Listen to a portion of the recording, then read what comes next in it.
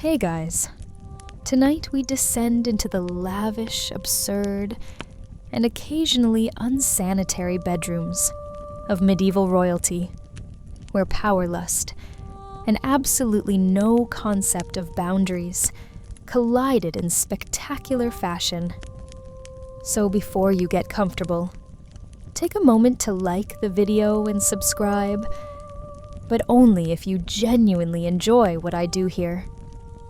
And let me know in the comments where you're tuning in from and what time it is for you.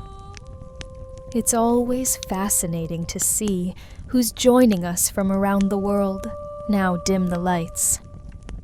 Maybe turn on a fan for that soft background hum, and let's ease into tonight's journey together. Have you ever wondered what life was truly like for women in the Middle Ages behind the veils? Behind the prayers, behind the silence? Were they really as pure as the scriptures claim? Or did they carry secret desires no one dared to name? They say old women have no fire left in them. But as I sit in the stone cell, I chose for myself far from the hunger of cities and the judgment of cathedrals. I know that is a lie. Fire doesn't leave. It burrows, simmers, waits. And when we are no longer watched, it burns in the open. I am Sister Seraphine, now ancient, bent, draped in modest grays. But before the veil there was a girl who wore ribbons. Silk ones, crimson stitched with lace. I tied them around my thighs when I was 16, hidden beneath my petticoats, just to feel something forbidden brushing against me as I walked. That girl never truly left.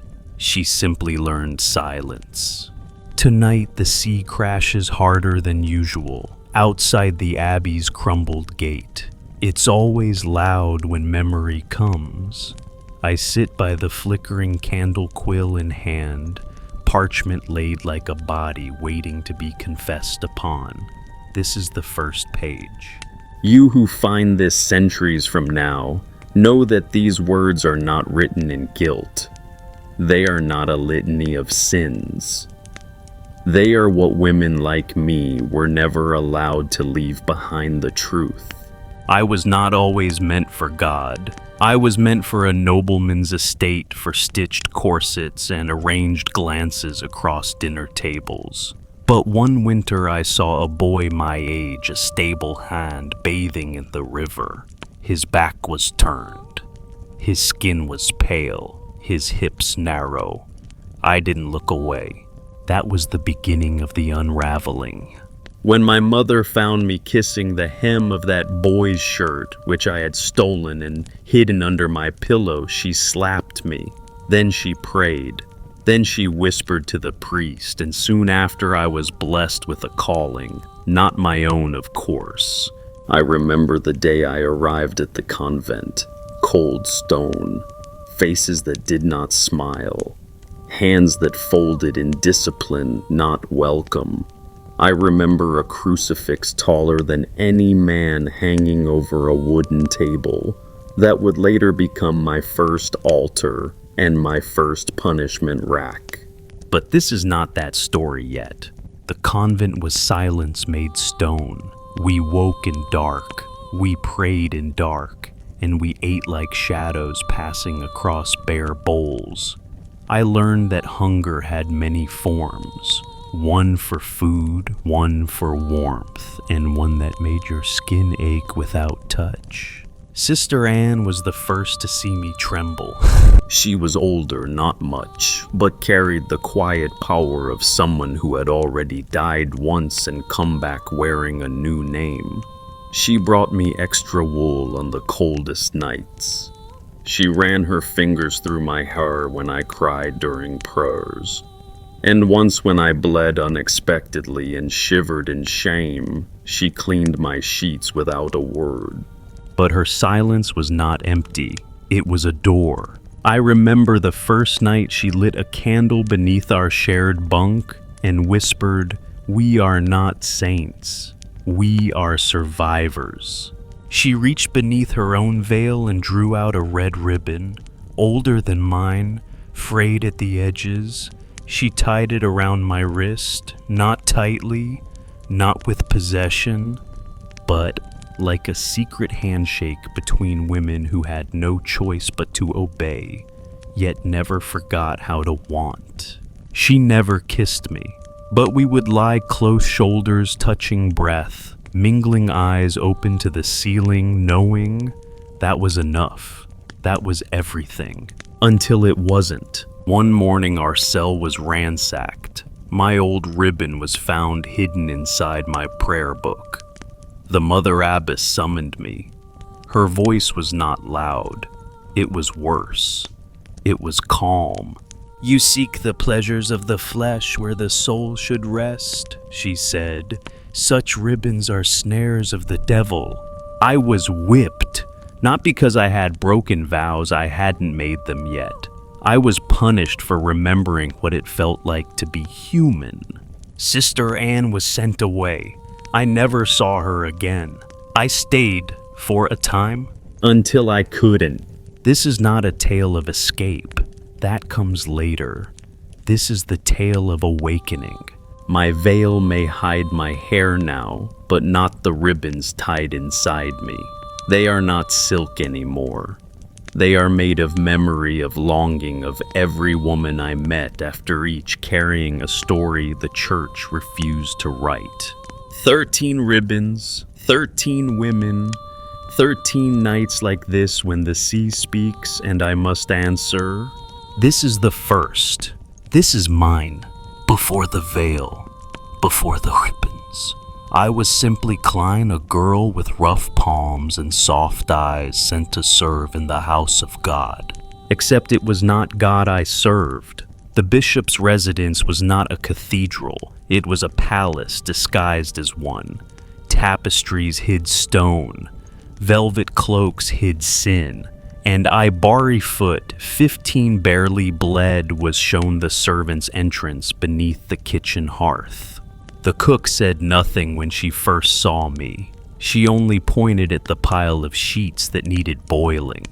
Later, the laundry mistress taught me to scrub stains from cassock swine candle wax blood. She never asked which belonged to whom. For 6 months, I moved like air through that house, unseen, unnoticed. I cleaned confessionals. I dusted reliquaries. I folded the bishop's robes with hands that shook every time I touched gold thread. And then one evening I was summoned. He wanted me to read scripture aloud. I remember how large his chair was, wood carved like a throne. He gestured for me to kneel on the floor and opened a Bible so worn its pages smelled of old sweat and incense. His fingers were thick, adorned with rings, each bearing the weight of titles I couldn't pronounce. "Start with Song of Songs," he said, voice low. I had never read that passage. No one had ever let me. "Let him kiss me with the kisses of his mouth, for your love is more delightful than wine." My voice broke. I looked up. He was not praying. His eyes were closed, but his hands gripped the armrests with a hunger I had only seen in dogs. "Continue," he murmured. I did.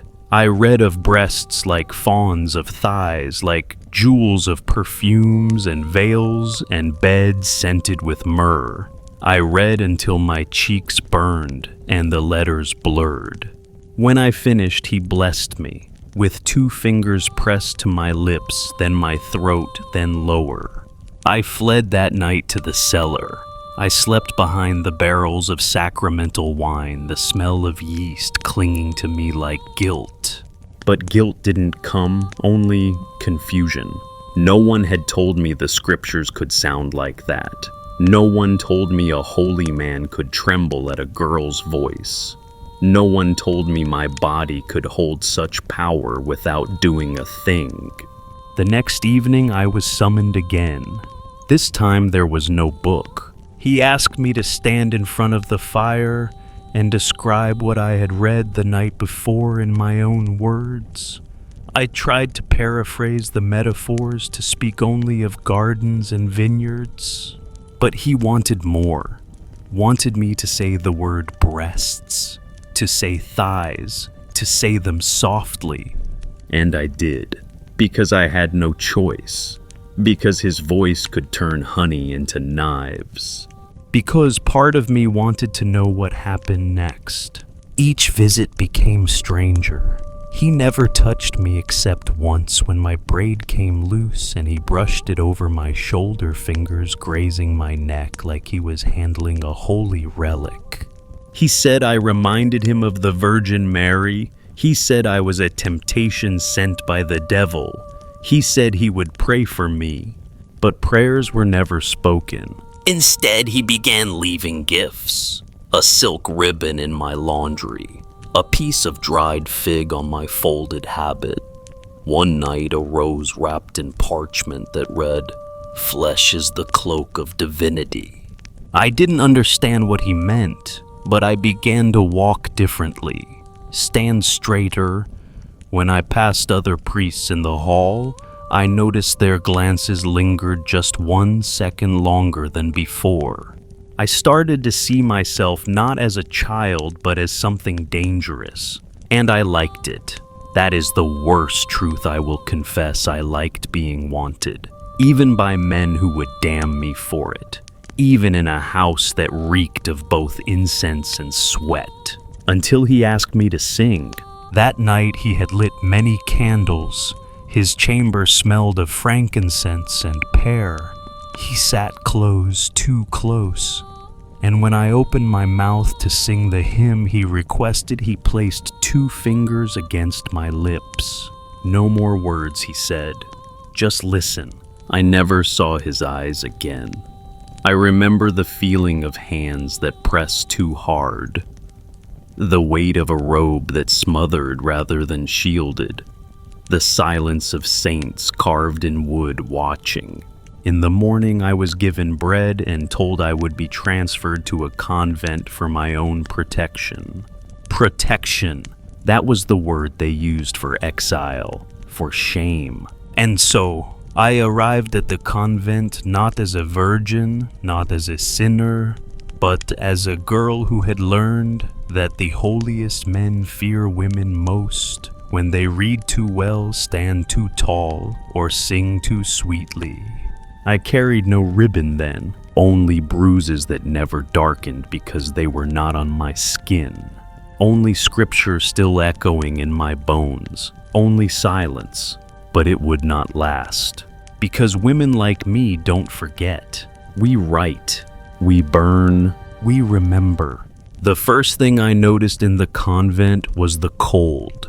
Not the weather that was expected. The cold I speak of lives in stone. It seeps through walls and pews and habits. It is the chill of silence of eyes that don't meet, of prayers that taste like iron.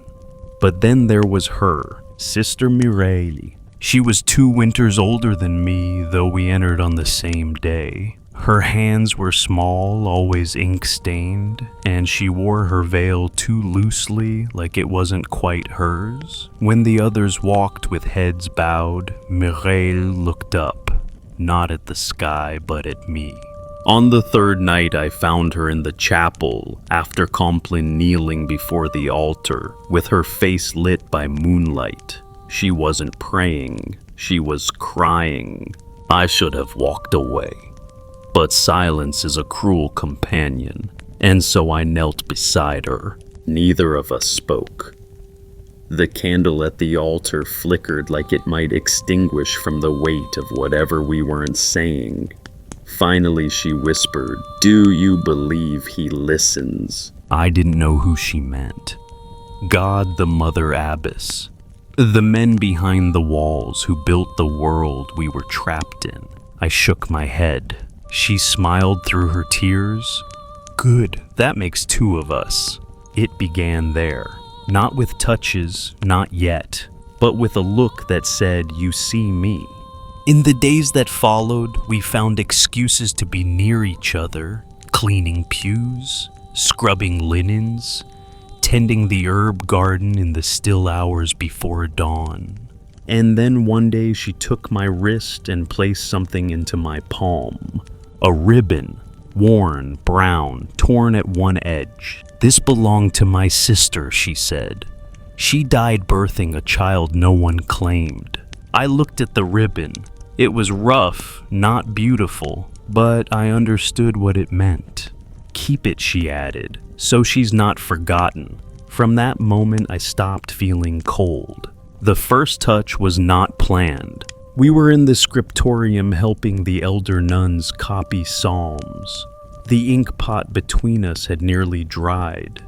Mireille leaned across the table, and our arms brushed, skin on skin. Just a second, but it burned. That night I could not sleep. I dreamt of her fingers not copying scripture but tracing along my ribs. I woke with the sheets twisted, my breath shallow. I dipped my hands in the cold basin, but it didn't help. Desire, I learned, has no name in the convent. They don't teach you what to do with it, only how to silence it. But I did not want silence. Our first confession came in the laundry house. It was raining, and the wind was too loud for the mother abbess to hear. We were alone, soaked. The scent of lavender soap clung to us, masking something older. Mireille stepped closer. "If I say something unholy," she whispered, "will you damn me?" I shook my head. She raised her hand to my face. I flinched, reflex, not fear, but she didn't strike me. She kissed me. It was soft, no urgency, just lips and breath and the warmth we had both forgotten we deserved. I felt her body tremble against mine, and in that moment I knew she needed this as much as I did, not for lust, but for proof we were still human. I began. "I have," she interrupted, "before the veil, with a girl who braided my hair." She looked away ashamed. I took her face in my hands. "Then show me." We undressed only halfway. Enough to touch.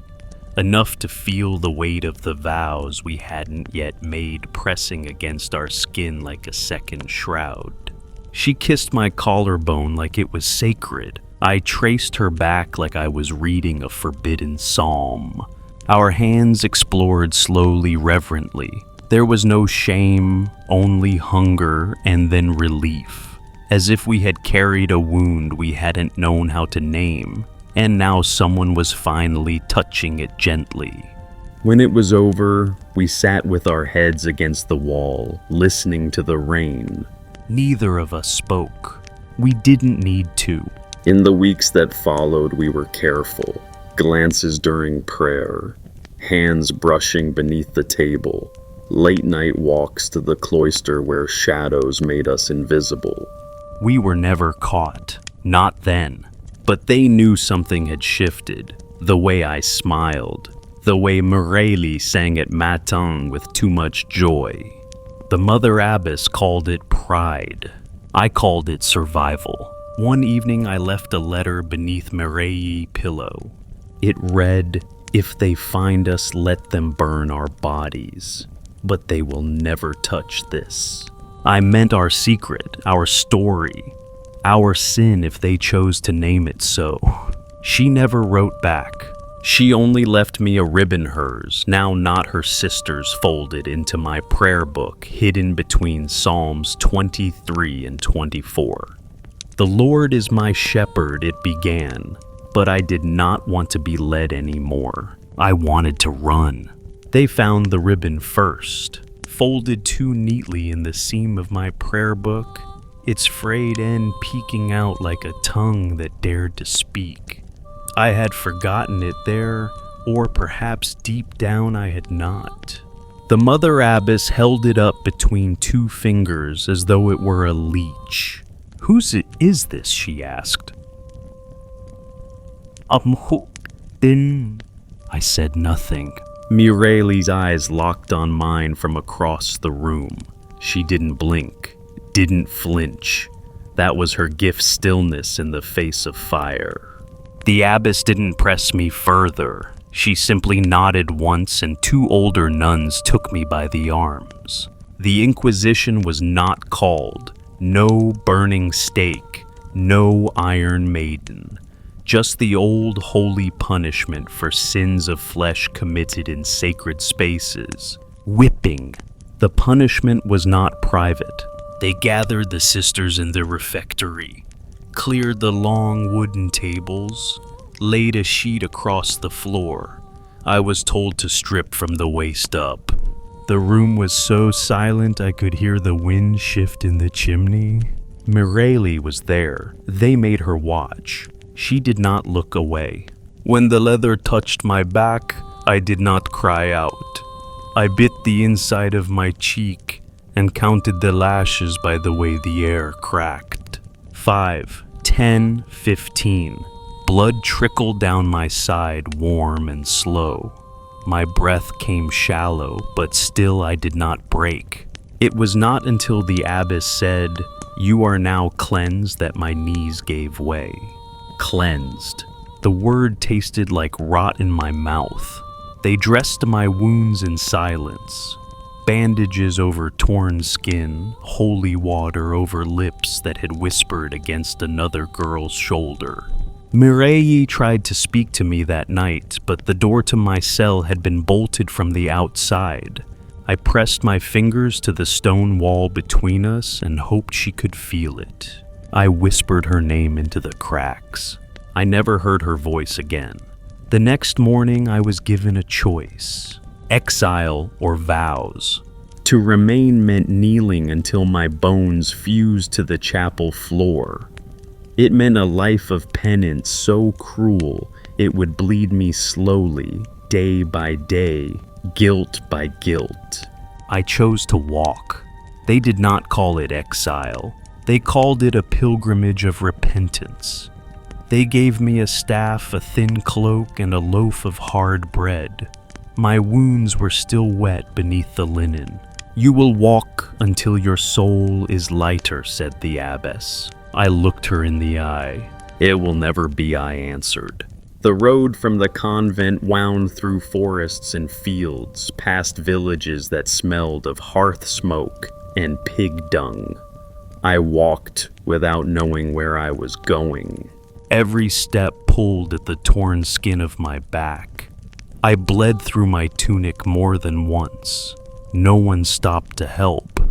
A woman walking alone barefoot, marked by the church people, looked, then looked away. I passed a group of farmers who stared at the stains down my spine.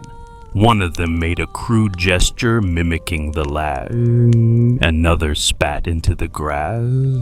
They did not know why I had been whipped. They only knew I had been, and to them that was enough. On the 5th night, I reached a riverbank. The water ran cold and swift. I stripped and stepped in slowly, hissing as it kissed the welts across my back. I washed away the crusted blood, watched it swirl downstream like threads of wine. Then I took the ribbon, the last one I had, the one still tied around my wrist, and let it float from my hand. It didn't sink. It drifted, curling like smoke on the surface. I watched until it disappeared. I slept that night beneath a tree with my cloak drawn over my shoulders, the stars like silent witnesses above me. And for the first time since leaving the convent, I dreamed not of whips or prayers or even of Mireille, but of fire. A fire that did not consume but warmed. A fire that burned not in hell, but in a woman's chest. In the weeks that followed, I became something else. Not a nun, not a sinner, not a girl. I became a shadow that slipped through market stalls, that sang softly in taverns for crusts of bread, that whispered stories to children in exchange for a bowl of broth. And in every village I listened. I listened to the wives who no longer touched their husbands. I listened to the widows who lit candles for men who had never kissed them with love. I listened to the girls who felt strange heat in their bellies when they saw another woman's hair fall loose at the well. And in every voice I heard the same question, am I wrong to want? And I told them no. I told them they were not alone. That desire is not a demon. That love does not need to kneel to be holy. By the time winter came, I had no name, but I had purpose. I was no longer praying for salvation. I was walking it into existence, one step, one story, one confession at a time.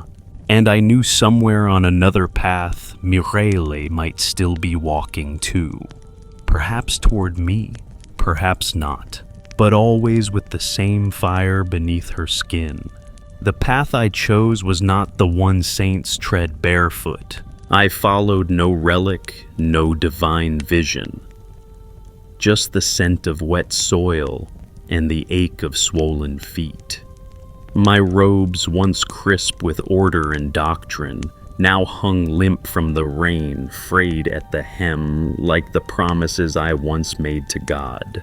I had fled the convent with nothing but a sack of bitter roots, a wooden rosary I no longer kissed, and my memories blistered and burning. It was hunger, not grace, that led me to her door. She was stirring broth when I arrived. A woman of broad hips and blunt hands, face browned from sun and soot. Her hair was hidden under a scarf too tightly knotted to be accidental. She watched me from the threshold of a clay-walled hut with suspicion, not fear. "You're not from here," she said. I offered no reply, only showed her my hands, palms up empty, but not begging. She let me in. We ate in silence. Her broth was thick with lentils and chopped wild onions. I recognized the herbs wormwood, angelica, feverfew. Healing for a womb too tired to scream. "You're bleeding," she said quietly. I looked down. My ankle, torn by bramble, had stained my robe a deeper crimson. She brought cloth and wine, not for prayer, for cleansing. Her name was Mariette. "My husband left 8 years ago," she told me that night with the Second Crusade. "I was 15 when he kissed me goodbye." And now I asked. Her eyes darkened not with sorrow, but with defiance. Now I boil bones and wait. I thought she meant for his return, but she meant for release. The second night I found her outside, sitting on a low stone fence skirt, hiked just enough to reveal her calves. The moon silvered her skin. She looked softer beneath its gazeless, a farmer more, a woman remembering how to feel. She didn't look at me when she spoke. "Do you know what it's like to burn and never be touched?" I did not answer. "I feed his mother, tend the fields, sleep in the bed we married in. But my breasts are sore for no child. My thighs tremble at night for a ghost." A pause. "He's probably dead." She told me about Tien, a stable boy. Barely 20, built like summer young and brazen with arms that smelled of hay and cider. "He calls me Madame," she said with a bitter laugh. "But when he brushes against me at the well, I forget the sound of my husband's name." She hadn't touched him, not yet, but every word was soaked in want. "He is kind, too kind. I think he knows what I need, and I fear hell offer it. The church would have her confess. The village would stone her with whispers, if not rocks. Her mother-in-law, blind and sharp-tongued, already suspected. Mariette told me she kept salt on the windowsill and muttered Latin beneath her breath, as if shielding the house from sin. But there is no prayer strong enough to keep a woman from drowning in her own body. On the third morning, Mariette asked me to stay another night. "I'll pay you," she said. I told her I had no need for coin. Not with money, with truth. That evening, Tien came. I heard the hoofbeats, first the low whinny of a familiar horse. Mariette straightened her apron. Her fingers trembled not from fear, but from resolve. He brought sacks of barley. She brought him wine, and I watched. Not from a shadow, but from the doorway. He sat. She sat closer. She laughed at something he said, and her hand brushed his knee. He froze. Not from shock, but from decision. Then she rose and asked me, "Will you watch the pot?" I nodded. She took Tien inside. I do not know what happened between those walls. I did not need to, because when she returned, her eyes were wet, but unbroken. She knelt beside the fire and took my hand. I remembered what it was like. She whispered, "To be wanted." "No," she said, "to want." She didn't cry, nor did she beg forgiveness. She only asked, "Will you carry my story with you?" I said yes, because a woman's hunger left unspoken grows fangs, and because she was not the first. She would not be the last. They came before dawn. A scratch at the door. Then 3 more. Not urgent, not angry, just deliberate. Like the way gossip enters a village, one breath, then another. Mariette opened the door. Bisoidi the door. It was her mother-in-law, eyes milked white from age but sharp in voice. She carried her cane like a relic carved with saints. Her words tasted of vinegar. "I heard the horse last night," she said. No greeting, no prayer, just salt on her lips and fire in her breath. Tiene had left before sunrise. No one saw him, but his scent lingered cider hay shame. Mariette stood barefoot in the kitchen dress, wrinkled from sleep hair unbound. The mother-in-law sniffed the air. "Smells like vinegar, or something worse." I watched from the edge of the room, a silent relic cloaked in borrowed cloth. She had told me to stay hidden if they came, but I did not, because shame festers in darkness, and I would not let her bear it alone. "You've cursed this house," the old woman spat. "You think your body belongs to you now, girl, that the hunger between your thighs is yours to feed." Mariette did not flinch. She only whispered I waited 8 years. Wait 8 more. That afternoon the priest came. They always do when rumors reach the chalice. His robes were clean, his sandals muddy. He did not greet me, only looked at Mariette as if she were a cracked icon, still holy but dangerous. "Daughter," he said, "have you sinned?" She said nothing. "I've heard tales, and you know silence is a confession all its own." Still she said nothing. So he turned to her mother-in-law. "Bring salt, well purify the doorway." Mariette did not protest, but her eyes searched for mine. That night she asked me, "Is silence still holy when it hides a scream?" We sat by the fire. She tore bread with trembling fingers. I feel no regret. I feel something older than that, like waking up in a body that finally fits. I told her the church taught us shame is a virtue, but they never told us whose shame. The next day, the village women stopped coming. No more butter, no eggs left at the door. Even the dog from the neighbor's farm stopped barking and greeting. Shame spreads quicker than rot. Mariette was told to confess publicly, to cleanse the soil, they said. She refused. So they gave her a choice: stand before the altar and speak her sin aloud, or be banished from the land her husband left her to tend. I asked her what she would do. She said Avi tilled this earth longer than he's held a sword, but now it's the same hands that condemn me. She paused. "I'm tired of being soil for other people's roots." The next morning, I found her packing dried herbs, 2 loaves, and the only wool cloak she owned. She didn't weep, only looked at the wooden beam above her hearth, where the initials of her wedding day were carved. "Let it rot," she whispered. "I have fire enough in my legs to walk." We left that night. No torches, no prayers, just footfalls and the crackle of shame turning to steam. She didn't say goodbye to her mother-in-law, and I didn't ask where we'd go, because sometimes the road answers better than the church. We followed the road until it bled into the trees. A narrow path softened by moss and old hoof prints led us to a cottage with ivy clawing at its chimney and shutters that never closed.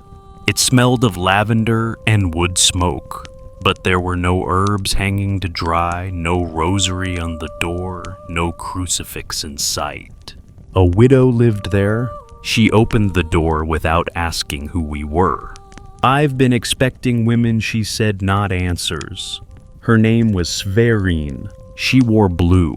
Not the deep ceremonial blue of Marian hymns, but the soft sky-stained cotton of a woman who didn't own grief in shades approved by priests. "You've no mourning veil," Mariette whispered that night. Sverine looked amused. "My husband was a man of fire, not stone. Why would I honor him with black?" There were 2 beds in her house. One she slept in. The other always turned down, set untouched, beside a candle that was never lit. A tray of dried rose petals lay upon the pillow. Mariette noticed it first. She lays it out each night. I nodded. She calls it his side. That first evening, she made us leek soup and passed us cups of mead. "I know what you've fled," she said, not asking. I've fled the same. But she hadn't run from a priest or a mother-in-law or a village. She had run from forgetting. "He died 3 winters ago," Sverine told us as the fire cracked. "On the road to Dijon Arrow, in his side. He bled into the snow." I wept once, then never again. She sipped her drink. "I've warmed his side of the bed every night since. I do not mourn him, I remember him." That night, Mariette and I shared the cot by the window. But I could not sleep, because Sverine moaned softly in her bed. Not in pain, not in sorrow, but in longing. A quiet, rhythmic sound that came like breath pressed into sheets. Not vulgarno, it was reverent, ritualistic. I closed my eyes and listened. In the morning, she brewed coffee spiced with cloves. "Did you sleep?" she asked, smiling. I said nothing. She leaned closer. Grief and desire both live in the hips, not the eyes. Later, she showed us the drawer where she kept his shirts. Still folded, still scented.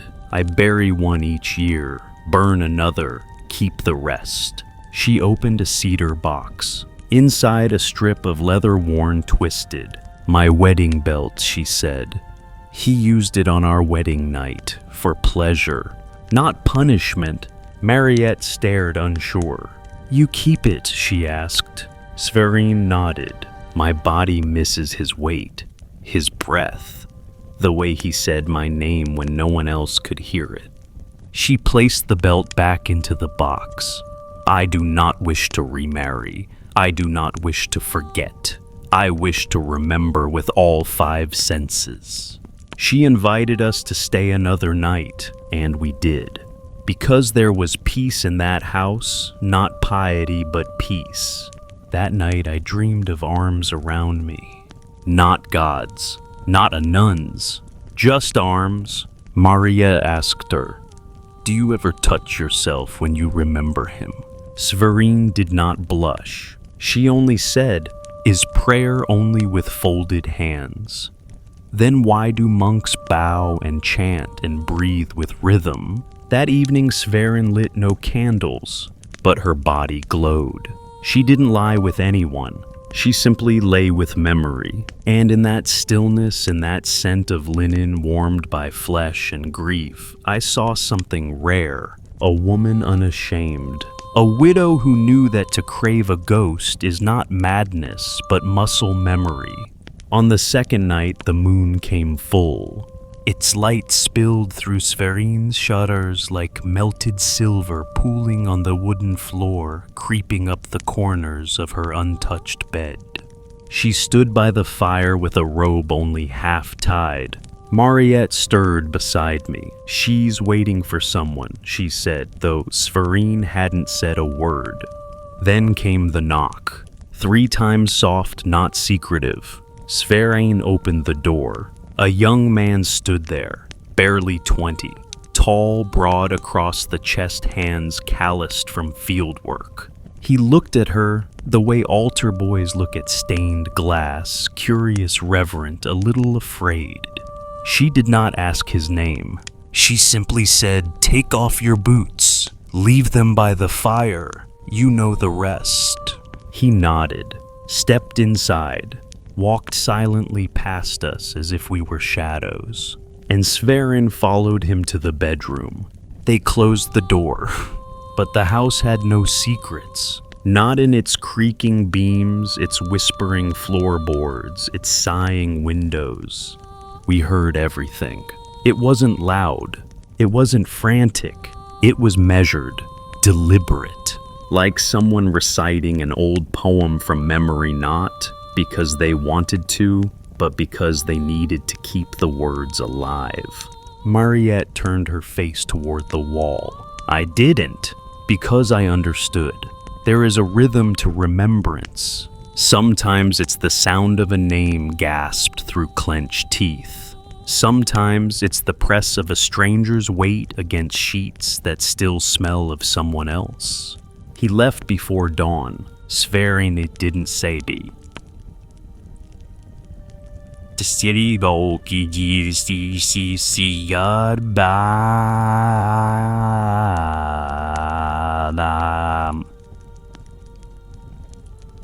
She simply lay back in the bed, still naked, eyes open, lips parted slightly, as if listening to echoes only she could hear. Later that morning, over honeyed oats, Mariette asked her why. "Do you love him?" she said. Sverin laughed. "Love child. I barely know his voice." "Then why?" Sverin stirred her spoon. "Because sometimes memory needs flesh." Mariette pressed further. "You do it often. Only when the moon is full," Sverin replied. "Not for lust, not even for warmth. Just wait. The sense that I am not alone. That my bed has not forgotten how to hold a man." She sipped tea, not for now, but for then. She showed us a ledger she kept hidden in the drawer.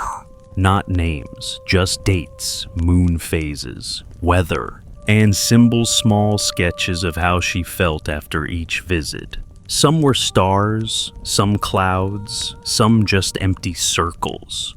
"I never mark shame," she said, "only silence." Mariette was quiet the rest of the day. She didn't speak during supper. She didn't pray before sleep.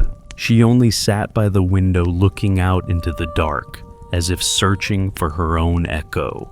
That night she whispered, "Do you think it's wrong to borrow a stranger's body to remember someone you loved?"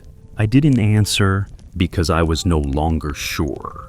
Sverina joined us by the fire before bed. She brought wine mulled with herbs. "I see you judging me," she told Mariette. "But don't. You don't yet know how loud an empty bed can get." Mariette's hands trembled. "I do." Sverin tilted her head. "Sa word." Mariette's voice was soft. "My husband left for the crusade 8 years ago. He wrote twice. Then nothing. But I remember the way his fingers used to press into the small of my back when he turned in his sleep." She swallowed, and sometimes I forget how that felt. Sverin took her hand. Then you already understand. They sat together until the fire turned to embers, and though no man knocked that night, something passed between them. Not lust, not pity, but permission. The girl's name was Luz. She was 15 with dark hair always pulled tight like a ribbon wound too hard around the truth. Her eyes followed us everywhere, sharp, wary, always half-lidded like she was afraid of seeing too much but never quite looked away. She barely spoke the first 2 days, but she watched. She watched her mother prepare the guest bed with too many pillows as if expecting company with weight. She watched Mariette stirring soup slower than needed her thoughts miles away. And she watched me, especially when I prayed. On the third morning, I caught her standing barefoot outside the bedroom door, her ear to the wood. Inside, Sverina's voice drifted in soft murmur sprayers, or perhaps remembered names spoken into a pillow. The girl didn't flinch when I found her. She only turned slowly and asked, "Does God hear things he's not meant to?" We were alone that afternoon, Mariette tending the garden, Sverine off trading eggs. Luz brought me tea, then sat across from me on the floor. "Do you dream?" she asked. "Everyone dreams. But do you dream like her?" I paused. "What do you mean?" Her voice lowered. "Dreams that move." She fidgeted. "Dreams where I wake up warm, but not from the blanket." Her face was pale with shame. Tears at the corners, but unspilled. I didn't speak because I remembered being 15. And I remembered the shame they fed us with our bread and milk, that to feel was already to fall. "I think I'm broken," she whispered. I shook my head. "No, child. I think I'm wicked." "No." She leaned in. "Then why does it feel good?" Her voice cracked on the last word like a candle sputtering before its final flare. She wiped her face and looked up. "If I dream what she dreams, am I cursed too?" I wanted to tell her no. I wanted to tell her God made every inch of her, including the fire she didn't yet know how to hold. But I had been a nun too long, and silence had made a habit of binding my tongue. She reached into her pocket and pulled out a scrap of cloth. It was a corner of her mother's old nightdress. "I found it," she said, under the bed. She touched it like it still held heat. I sniffed it. I don't know why, but it smelled like not perfume, something heavier, like salt. I thought of my first time in the cloister, of linen that smelled like someone else, of waking to a hand on my thigh and not pulling away because I didn't want it to stop. Not really. I looked at Luz. She was me only earlier and still asking permission to want. "You're not cursed," I told her. She looked up. "You're waking." That night, Sver did not bring home a visitor. She sat at the table humming something old and wordless. Luz watched her with the same stare, but this time not of suspicion, something closer to longing or envy. Later, Mariette found Luz sitting alone in the barn, her skirt pulled up to her knees, her hands clenched in her lap. She didn't speak when we entered, only whispered to herself, "It's not wrong if no one knows." I sat beside her. "There's nothing wicked in what your body wants." She shivered. "But what if it wants things too early?" Early for whom? She didn't answer. Because she was beginning to understand that the church spoke in absolutes, but the body never did. Before bed, she whispered to me, "If I can't stop the dreams, can you teach me not to be afraid of them?" I kissed her forehead. "Only if you promise never to call yourself a monster again." She nodded into my robe, and that was the first time she slept without crying. Luz didn't say a word. She waited until the fire in the hearth had faded to a red eye, until Severine's breath behind her bedroom door grew slow and deep. Then, barefoot and still in her day dress, she slipped out of the cottage. The moon was waiting high and pale full like a swollen secret. She did not take a lantern. She wanted the dark to recognize her. I heard the door creak. I followed her, not close enough to frighten her, just far enough to see where the path would lead. She did not look back once. Down through the brambles, across the damp field, past the twisted tree where the ravens nested, to the shepherd's hut. His name was Bastian. He was 17, broad hands, messy curls, a mouth that always seemed to apologize before it spoke. Lowe's tapped once, then pushed the door. He was awake. Of course he was. Some boys feel the moon in their chest like wolves in boy skin. They did not kiss at first. They sat, stared. Two half-grown creatures studying the wildness in each other. She spoke first. "I want to know what it's like." He blinked. What's like? This, that. She pointed to the cot, the bed, his body. My mother tells me with her silences. I want to know from sound. He did not smile. He did not laugh. Instead, he reached out and touched her wrist. "Are you sure?" She nodded. And for a moment, they were two children about to open a book they were told not to touch. What happened next was not sacred, nor sinful. It was awkward, beautiful in its unknowing. She flinched. He apologized. She whispered, "No, it's okay," before even understanding why it stung. And then, it stopped hurting and started becoming something else. Not pleasure, not yet, but presence. The sense that she was no longer floating inside her own skin. That someone saw her and didn't turn away after she lay beside him in silence. He was asleep. She wasn't. She was listening to the hum inside her bones, to the echo of her own heartbeat, no longer afraid of its speed. There was blood. Not much, but enough to mark the sheet, enough to whisper, "Now you know." She left before dawn, did not take the sheet, did not wake him. She walked home with the blood drying between her thighs and a strange new weight in her belly, not of shame, not of guilt, but of having stepped out of girlhood and not fallen through the earth. I waited on the porch. She saw me, paused, then sat beside me. Neither of us spoke. The birds were beginning their morning calls. She smelled like straw and salt. Finally, she asked, "Are you angry?" I shook my head. "I'm listening." She looked at her hands. They trembled when I left. They're still trembling now. She smiled. But I'm not scared anymore. I reached over and held them. You are never meant to walk that path in fear. She stood, pulled a ribbon from her hair. It was red. She tied it to the post of the porch where the wind could take it.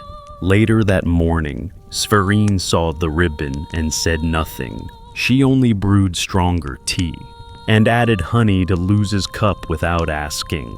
The sheet was found by the widow's brother. He was looking for a jug of milk and stumbled upon a folded corner beneath the straw in Bastian's hut.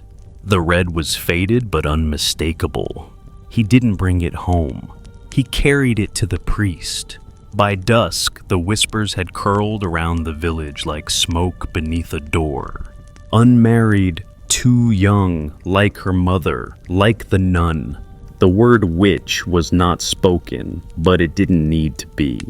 We knew how quickly girl became threat. Las was in the garden when the priest arrived. 3 men followed behind him. One held a rope. Another a torch unlit but ready.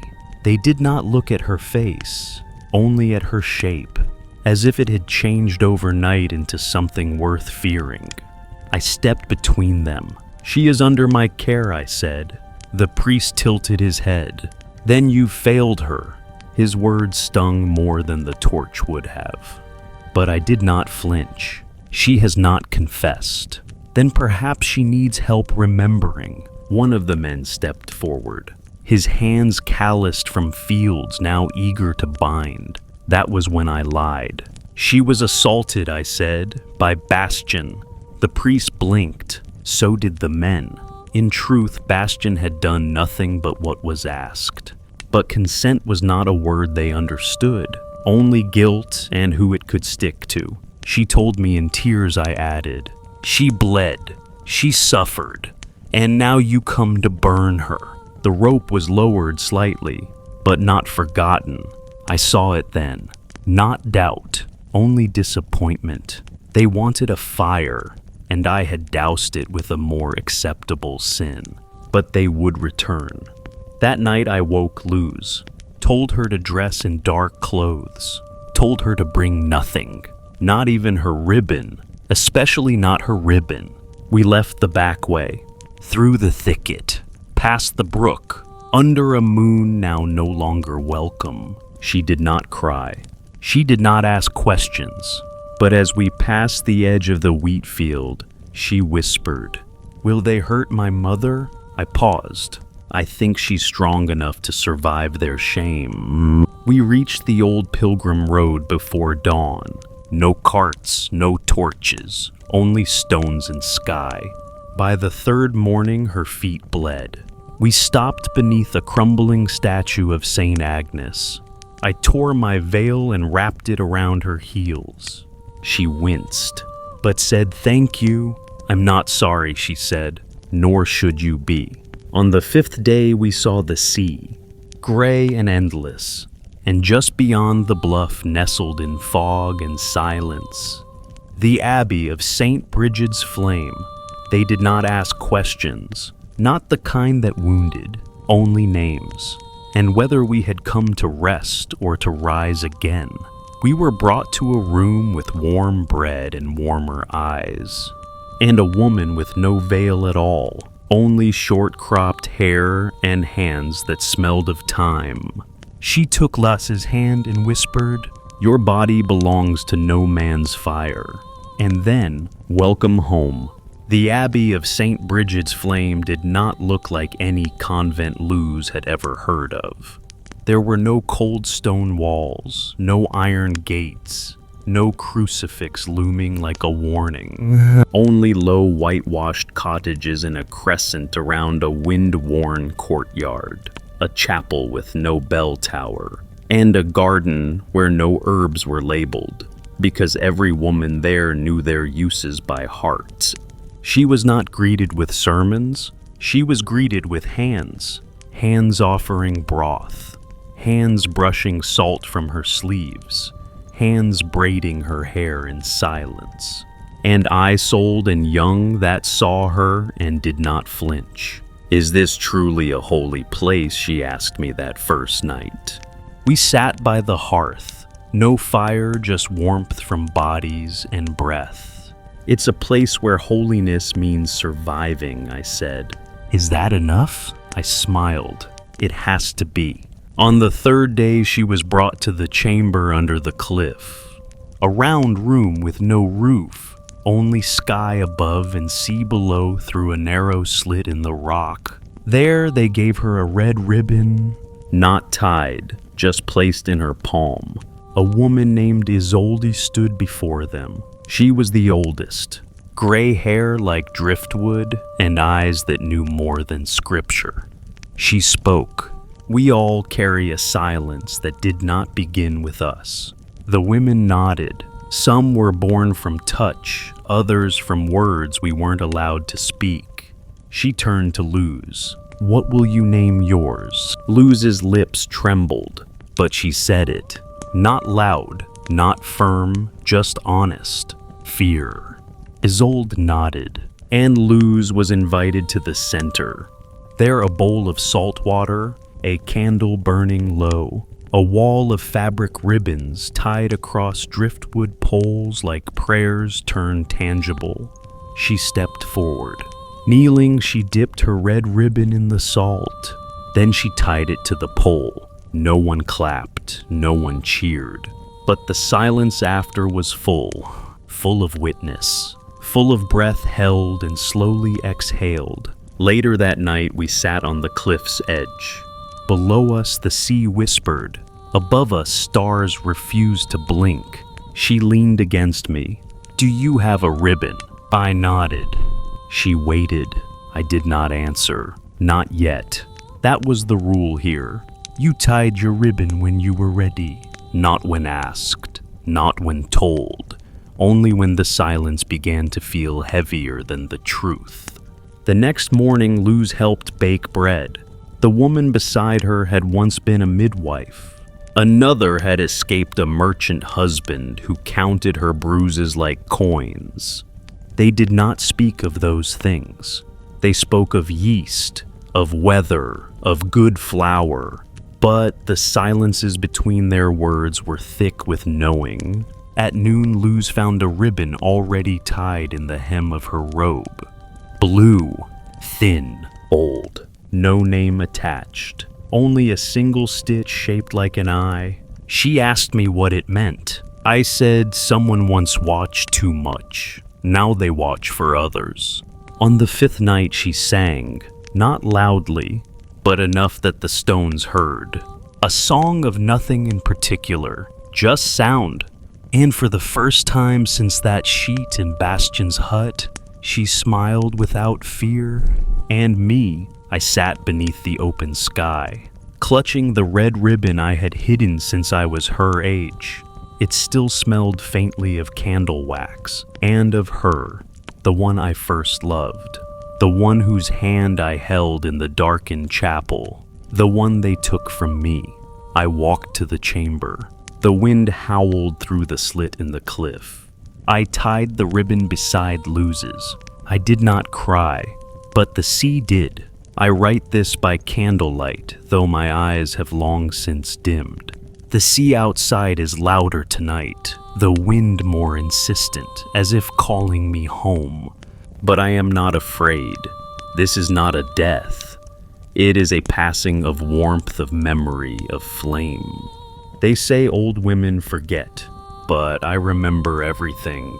The bishop's hand, the scent of another nun's hair on the shared straw mattress, the crack of the whip. The night Luz, and I fled into the dark, carrying only silence and a stolen crust of bread. I remember the way women bled without dying, how they stitched themselves together with no thread but defiance. I remember the eyes that turned away, and those that dared to meet mine. Tonight I will not tie a ribbon. I have no more need for symbols. My life was the ribbon, stretched across too many altars, torn by too many hands, knotted back by the ones who stayed. Luz brings me broth. Her hair is streaked with salt now, her voice firmer. She no longer asks permission before speaking. That is the holiest thing I've ever witnessed. She sits beside me, says nothing. She has learned that words are not always the way women speak. Sometimes it's in how you place a blanket, or how you blow on the spoon before lifting it. "Will it hurt?" she asks at last. I smile. No. "Will you be alone?" Never again. The candle flickers, the sea sighs, and I hand her this, the journal, the record, the unclean scripture of women like us. Not saints, not virgins, not witches, only alive. Read it when they say you are wrong, I whisper. Read it when they say desire is sin, when they shame your skin or your need. She clutches it as if it were firewood, but it is not to burn. It is to light. Outside the abbey sleeps, but I know the ribbon wall still trembles in the wind. There are more knots now, more colors, 100 lives held in thread. In the morning she will find me still, still and soft, still and smiling. She will light a small fire by the sea, not for mourning, for warmth. And every woman who sees the smoke will know one of us has crossed, and the path is safe. They will not bury me in black. They will wrap me in red, like a ribbon too wide for any shame. And when the sea comes for my bones, I hope it remembers we were women who loved, who touched, who sinned, who healed. And we left the door open behind us. We burned, therefore we were. And if you are reading this now, dear one, let it be your spark.